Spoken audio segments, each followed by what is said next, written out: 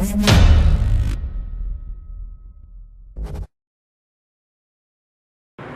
what's in store for our viewers today? For the next 20 minutes, we will share with you our intensive research on fairness and pursuit of excellence. We will begin with our objectives, what we aim to achieve, followed by the definitions and demonstrations of each core value, including interviews with resource persons. We will cap it all off with a summary on what fairness and pursuit of excellence are for us. This program aims to achieve the following objectives, first of which is to discuss and define the assigned core values, which are fairness and pursuit of excellence through various sources. The second is to discover the relevance of these core values in our everyday lives. And the last, which is our third objective, to learn the impact of applying these core values in our home, in our career, in our community, and in our nation.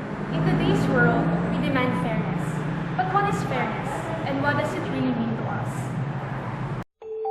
The world I see is fair and free, where people can travel wherever they please, and children can eat and have shoes on their feet, and not be afraid when they walk on the street.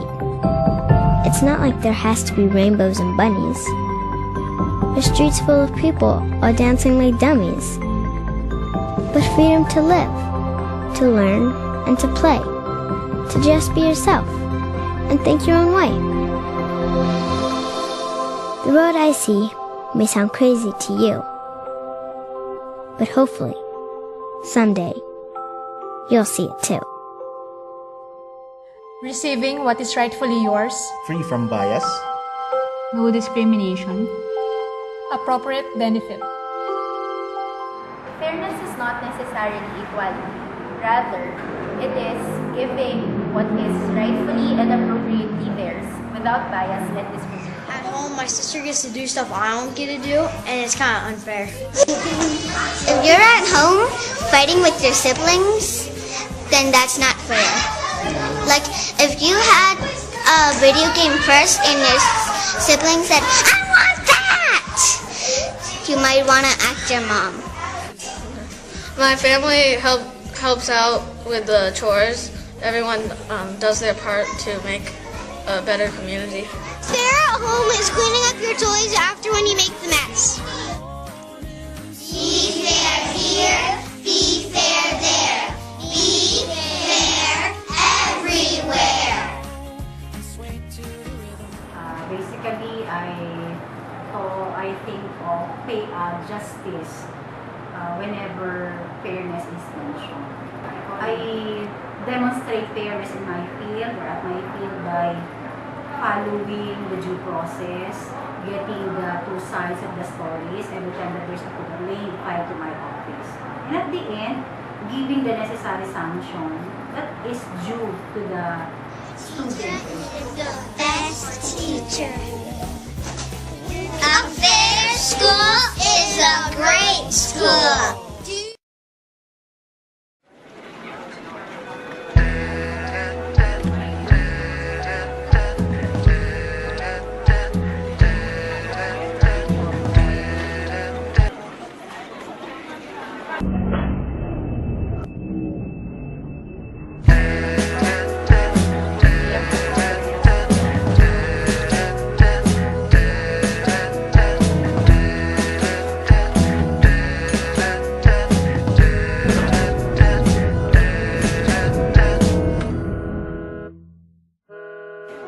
We all have the right not to be discriminated against, to not allow anyone to discriminate against you or others.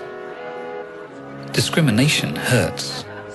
Lots of women in my law practice who come in and say, you know, I went in for a job, I had the perfect resume, I had the credentials, I had the experience, but I knew when that employer looked at me and I was, you know, not the perfect size, that I wasn't going to get that job. So it happens even in the hiring process. Talking about age discrimination, is that something that people really do have to worry about when they go out? Oh yeah, absolutely.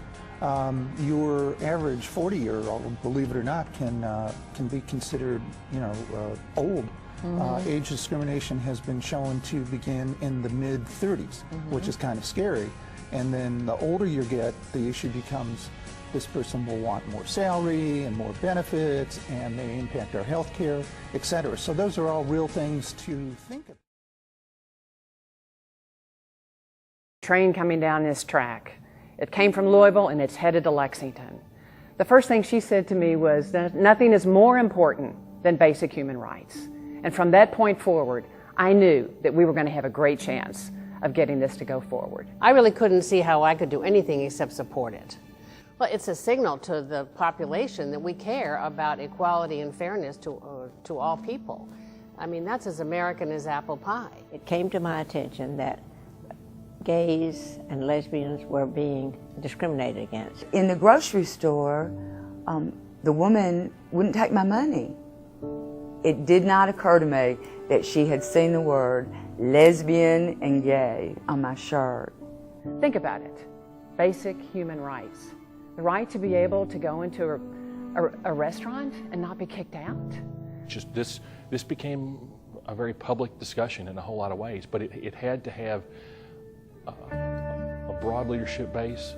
Well, I think it needed to be done because there was such a feeling of inequity and injustice to a lot of groups of the community. So it was brought to our attention that something needed to be done. The fairness ordinance that we adopted was to make certain that everybody had a fair shot at jobs and living and equality in general. There were some people in our community that were not being treated fairly.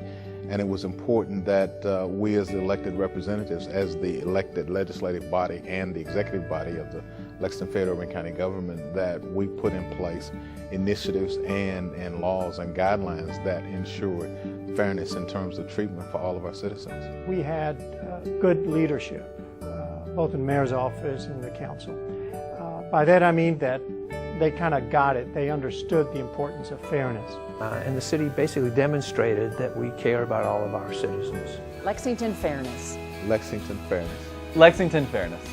Celebrating our past. Standing up for our future. Lexington.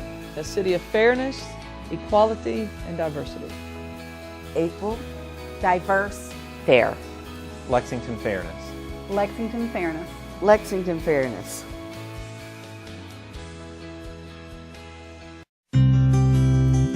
Equality and justice. Autonomy and equality. Justice, equality, no prejudice. Transparency, integrity and respect. Equality. Making sure that we all have a chance to succeed. When you are not treated fairly, it doesn't feel right. It can hurt. It's something that stays with you, and it's something that will affect whatever you do in the future. Can my vision of fairness be different to somebody else's? Yes. Being fair really is doing the right thing. It's treating everyone as an individual. And treating everybody the same. It isn't a piece of paper somewhere that says this is what's fair. It's what the people around the table think is fair. When you're a doctor practicing with someone in front of you, you do your best, and that's what fairness is to me.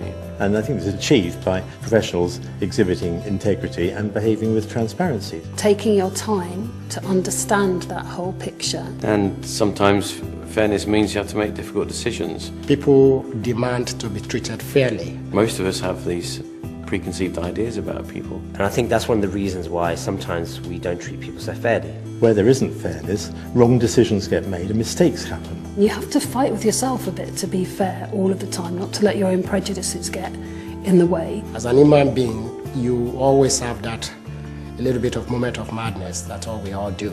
It must be fair that such moment of madness is also brought back in line. It's about recognizing you need to find out more. And to be able to accept that you're not behaving in a perfect way. People have a responsibility to treat people fairly and do the right thing. And the same rule that applies to A must apply to B.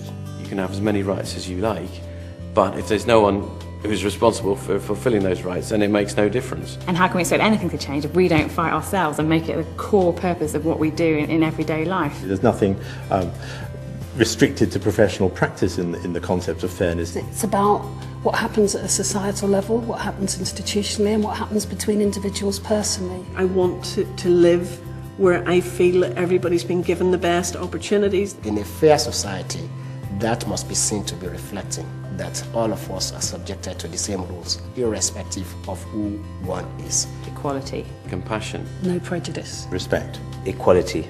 Justice. Fairness is defined in each life stage of a person.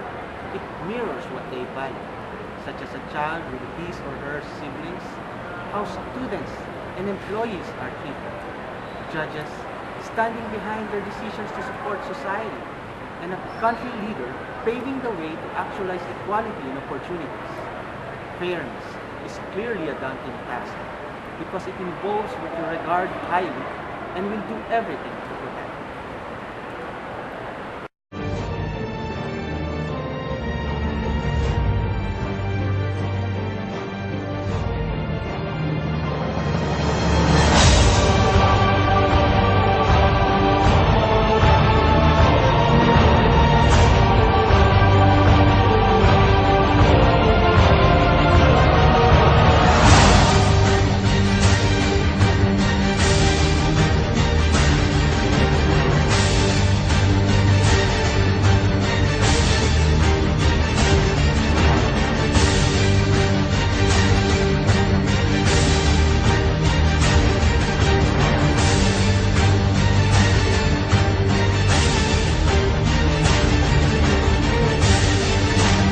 Perseverance, Persistence.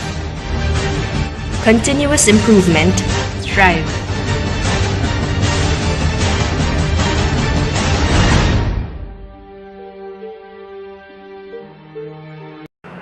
A lot of people pursue excellence in their daily lives. They struggle for themselves, for their families, and for the community.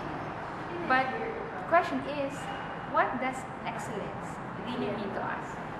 In simple terms, pursuit of excellence is the persistence of going beyond your limits, achieving and maintaining superiority in everything we do.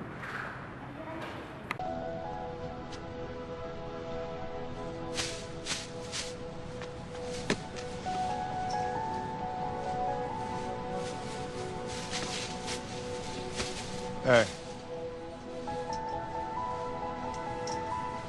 Don't ever let somebody tell you you can't do something. Not even me. All right? All right. You got a dream, you got to protect it.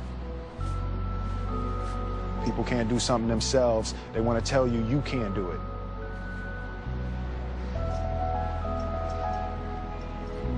You want something, go get it. Period.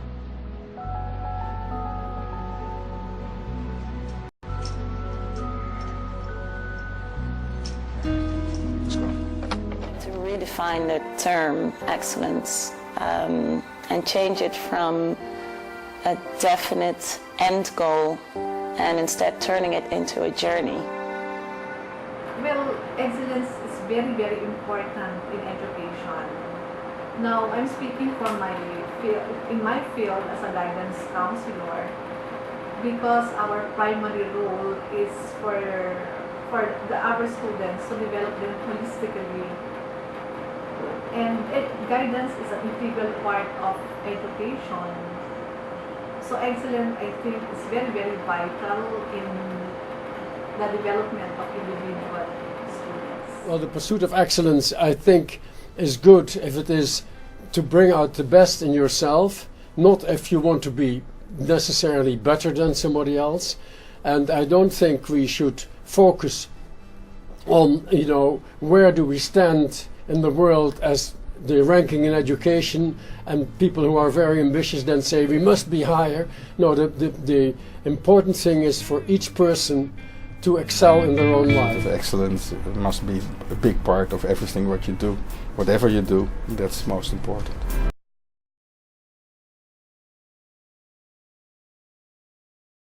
Well, to me, as in BPI, I think excellence is, one, trying to achieve your goals. Two, more importantly, it's being able to achieve your goals and surpassing it. And the most important thing ties the two together, which is having fun in doing both. BPI, where you have a culture of excellence, a culture of budgeting, a culture of measuring, excellence plays a very, very important role in one's career.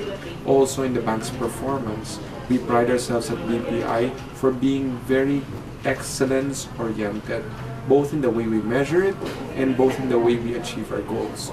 This is also part of the programs that we have here at BPI, where we tie up with the Harvard School of Business and BPI's own mentoring team to do this LEAP, or this 17-week mini MBA program, where not only are BPIers trying to pursue new projects, but also trying to measure them. And I guess that's where excellence comes in. Yeah.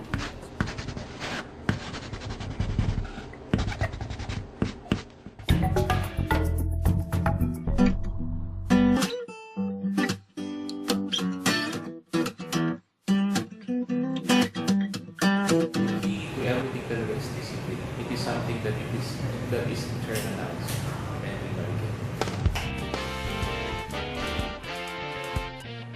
Since 2007, Marikina has been garnering awards on commendable health practices and standards, model on cleanliness, safety, and economic performance.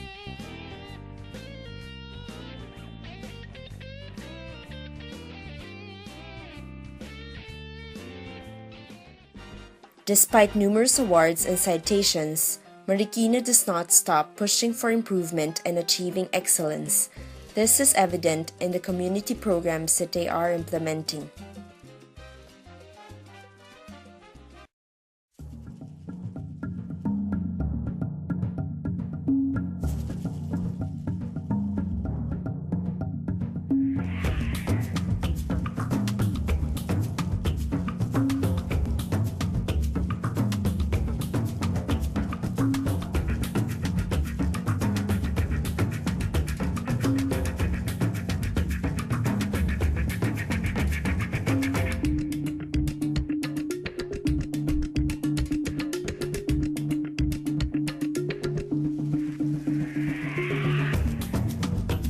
The Philippines has had so much potential, still has so much potential, and now finally the potential is being realized. It's been an exciting decade, I think, not only for the Philippines, but for the whole of Southeast Asia. And I think it's a wonderful time to be looking at our country with fresh eyes. We are a live museum of how a free democracy builds itself.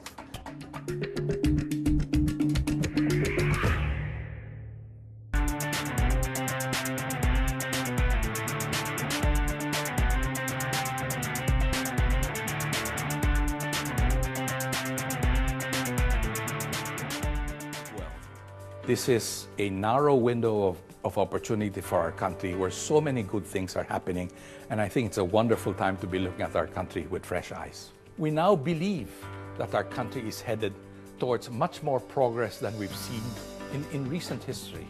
We now believe that our country can move forward. We now believe that we can fall in step with the rest of Asia as the area of the world where the greatest growth and prosperity will take place in the coming decades and in the coming century. I think the time has come for Filipinos and all people who love the Philippines everywhere to stop agonizing over its so-called bad image. When enough people take it as a matter of responsibility, loyalty, or even just as a plain matter of love, to talk about the good things about the Philippines, we will balance out the picture and the truth will emerge. The Philippines is as worthy of a visit from any country. The Philippines is experiencing a political and economic resurgence that, when followed through, will turn the nation into the global player that it aims to be. It is not just learning from the mistakes of the past, but also driving the present with good governance and business prudence. The world watches as the Philippines moves forward. Nothing is impossible. So long as the people are united, focused, we will get there.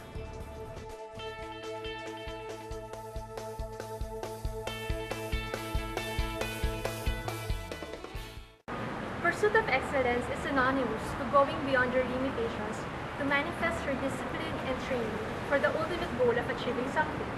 It's a test of one's values because it involves crossing the confines of your comfort zone. Based on what we've seen, the pursuit of excellence always involves breaking the boundaries and mastering a massive amount of courage and effort for oneself and community. Many of us challenge ourselves to pursue both excellence and fairness. But the question is, how do we maintain the highest quality standards of learning along with the quality of opportunities? Pursuit of excellence is inherent, but its core value lies in practice and its positive goal. What is important is that in pursuing excellence, we stand by our core values and beliefs. We must not forget to improve the quality of our lives and of the community we live in. We should care about other people and not just focus on our own personal interest. In doing so, we demonstrate fairness.